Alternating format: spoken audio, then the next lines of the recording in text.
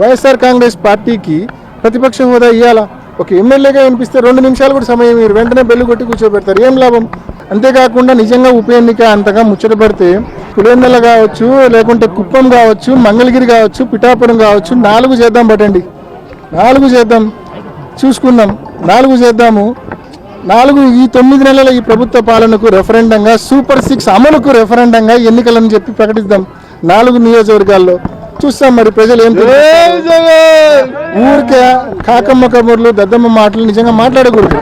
నేను అంతకుముందు కూడా చెప్పింది ఆయనకి ఏదో మైండ్ వద్దు అని. ఈ రోజు అయితే నాకు కన్ఫర్మ్ అయింది ఆయన మాట్లాడే మాటలు బట్టి. ఆయన ఏమంటాడు, మంగళగిరి, పిఠాపురము, కుప్పం కూడా రాజీనామా చేయండి, పులివెందులతో పాటు 4. అసలు పులివెందులకు వాటికి ఏం సంబంధం? పులివెందుల్లో గెలిచినటువంటి మీ ఎమ్మెల్యే అయినటువంటి జగన్మోహన్ రెడ్డి గారు గెలిచిన తర్వాత అసెంబ్లీకి పోకుంటే రద్దు అవుతుంది కాబట్టి ఎలక్షన్ వస్తుందని చెప్తా అంటే, ఈయన పిఠాపురము అక్కడ వాళ్ళు గెలిచిన ఎమ్మెల్యేలు పవన్ కళ్యాణ్ గాని, లోకేష్ బాబు గాని, చంద్రబాబు నాయుడు గారు అసెంబ్లీకి వెళ్తున్నారు, ప్రజా సమస్యలు మాట్లాడుతున్నారు, వాళ్ళు ప్రజల్లో ఉన్నారు. వాళ్లకు దీనికి కంపేర్ చేస్తా ఆ తర్వాత ఆయన మాట్లాడతాడు.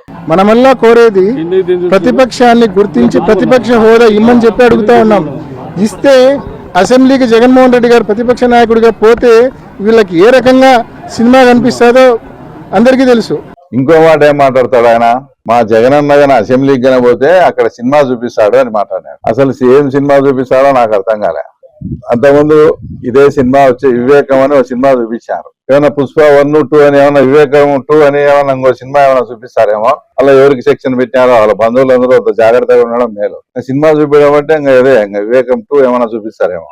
ఇంత భయంకరమైన కూటమి గాలిలో కూడా 65,000 ఓట్ల తేడాతో ఆయన రవి అనే వ్యక్తి ఓడిపోయినాడు. ఇంత భయంకరమైన కూటమి గాలిలో. తర్వాత ఇంకో మాట ఏం మాట్లాడినాడు, చేతకాని దద్దమ్మలు ఏదో చవట కబుర్లో ఏదో మాట్లాడినాడు, 60,000 మెజార్టీ వచ్చిందని. అసలు నేను ఒకటి సూటిగా అడుగుతానా, మీరు ముఖ్యమంత్రిగా ఉండి ఎలక్షన్ ఫేస్ చేశారు, ఎన్నో కొన్ని వేల కోట్లు పులివెందుల మీద ఖర్చు పెట్టారు.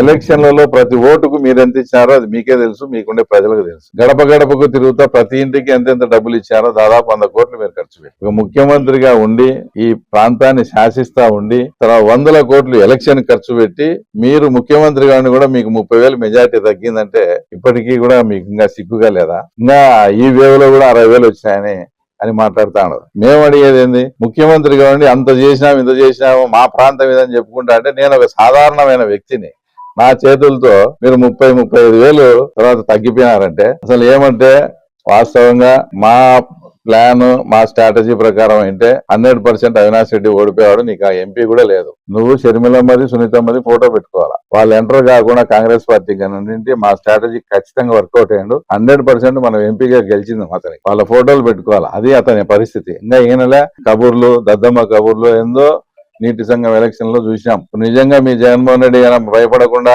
రాజశేఖర రెడ్డి బిడ్డ మాదిరి చంద్రబాబు నాయుడు గారు ఇది గౌరవ సభ కాదు, గౌరవ సభ అయినప్పుడే ముఖ్యమంత్రి హోదాలోనే నేను అడుగు పెడతా అన్నట్టు మీ జగన్మోహన్ రెడ్డి గారు అట్లే కన్నా ఉండింటే బై ఎలక్షన్ వచ్చేది. ఆ తర్వాత అప్పుడు ఇక్కడ ప్రజలు మీకు బుద్ధి చెప్పేదానికి రెడీగా ఉన్నారు, అది జరిగేది. అట్లా కాకుండా మళ్ళీ ఇది పోతాదేమో అని రావడం, అలా ప్రజా సమస్యలు మాట్లాడు, తర్వాత మళ్ళా మమ్మల్ని కాకమ్మ కబుర్లు అవన్నీ వచ్చే మున్సిపాలిటీ ఎలక్షన్లలో ఈ దద్దమ్మ కబుర్లా ఏందనేది మీకు వాస్తవాలు తొందరలోనే తెలుస్తాయి.